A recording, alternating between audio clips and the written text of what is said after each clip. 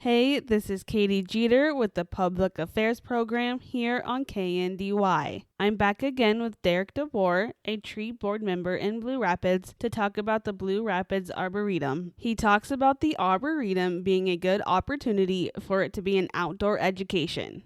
Any project that we try to do, I think, tries to, get multiple check marks, things that it accomplishes. And with an arboretum, one of the main things is the educational opportunity.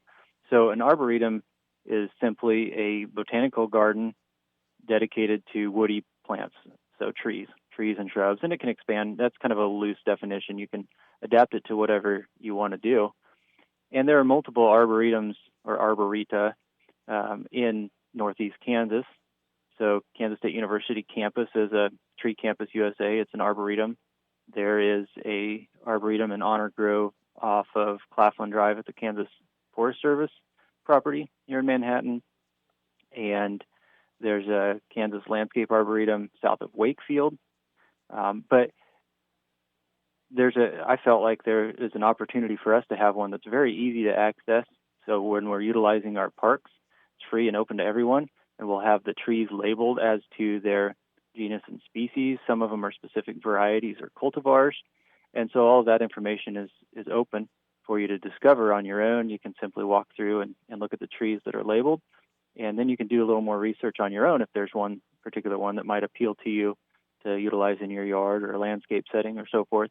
And then just as a collective, different school organizations, FFA, perhaps 4-H, and then even on down the road if you specialize in arboriculture or horticulture, something like that.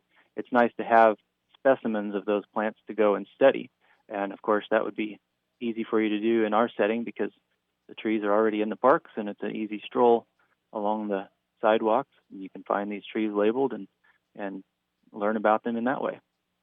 Derek also thinks it's an opportunity for them to test out new varieties of plants into the Arboretum. Yeah, so the educational aspect that we already talked about is one thing. I think a lot of folks recognize a value in trees, whether they can put a dollar amount on it or even just a quality of enjoyment on it. That's one thing. A lot of folks like to recreate beneath the shade of a tree, and they just like to see the beauty of it. It gives us an opportunity to test out even maybe new varieties that would be introduced into the landscape profession.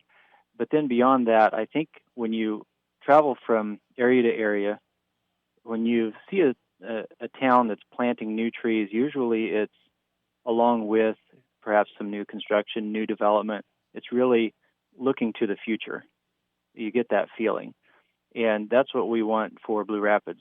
We're at a tremendous opportunity where we feel like we can expand the city. We're kind of in a defined footprint, the way the town is laid out. We have Tuttle Creek flood area, to our north and east, but we really feel like there's an opportunity for us to grow, and we're at that point where we want to promote that.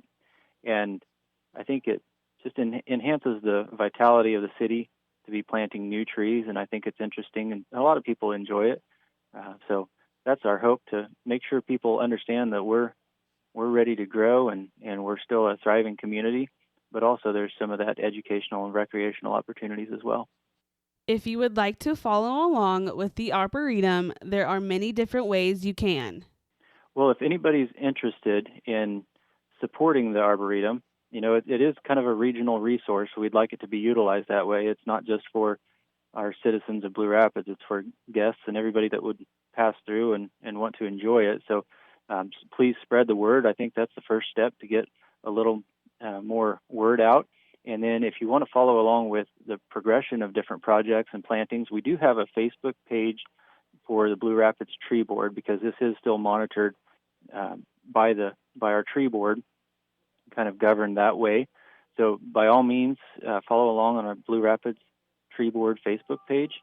And then if you want to even go further, if you decide to start supporting the Arboretum and you want to get the newsletter, I do try to publish a quarterly newsletter with what's happening specifically with the Arboretum.